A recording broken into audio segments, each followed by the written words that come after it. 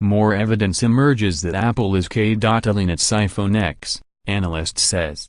More earnings reports from companies linked to Apple have resulted in further evidence that the technology giant could be winding down or stopping production of the iPhone X. Nasdaq-listed Cognex is the latest company to provide clues that Apple may be going down this path. It reported first-quarter earnings on Monday that were up 22% year-on-year, a slowdown from the 40% growth seen in the first quarter of 2017. On top of that, guidance for second-quarter revenue of between $200 million and $210 million was below Wall Street expectations, according to Neil Campling, co-head of the global thematic group at Mirabaud Securities. Cognex sells technology that assists factories that assemble the iPhone. Apple's supply chain relies on this technology to get the OLED screen on the iPhone X fitted perfectly.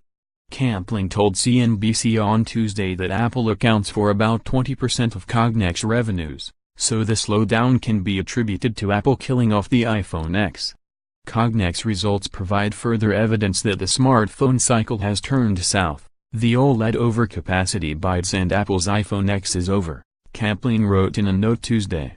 If Apple is stepping back from the iPhone X production cycle, then Cognex is lead indicator of when that is taking place, the analyst said in a follow-up phone call with CNBC.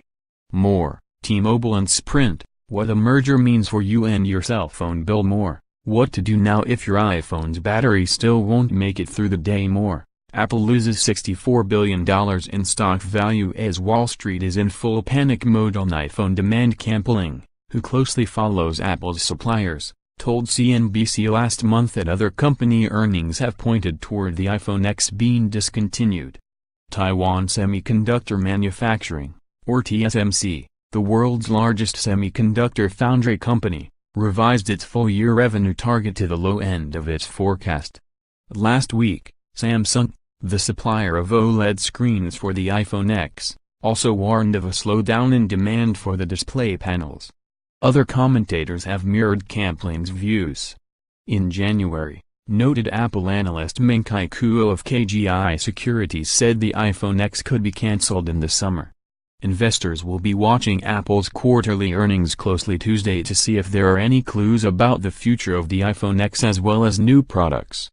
A number of analysts, including Bernstein and Morgan Stanley, have cut their outlook for iPhone sales for the June quarter. On Monday, Barclays cut its price target for Apple's stock for the second time in 2 months. While the iPhone X, which was released last year to mark the 10-year anniversary of the iPhone, may be discontinued, Apple is likely to come out with a new version of the device at a cheaper price, according to the analyst. Kuo said at the end of last year that he thinks Apple will launch 3 new iPhones in 2018. Copyright CNBC is a USA Today content partner offering financial news and commentary. Its content is produced independently of USA Today.